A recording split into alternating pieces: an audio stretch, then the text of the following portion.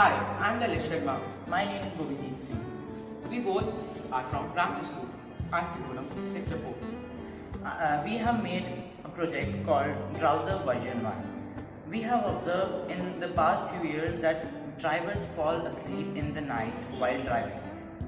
Let me explain what is drowsing.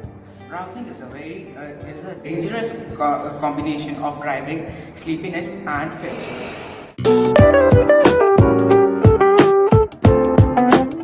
In this project are an IR sensor, an Arduino, and breadboard, some jumper wires, relay module, a 9-volt battery, a 9-volt battery clip, a gear motor tire, and a buzzer.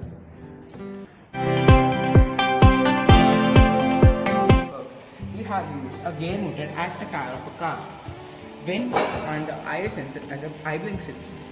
When he closes his eyes, the IR sensor sends the signals to the Arduino, and the Arduino beep this buzzer. The driver is to fall asleep, the car will stop automatically, as you can see here.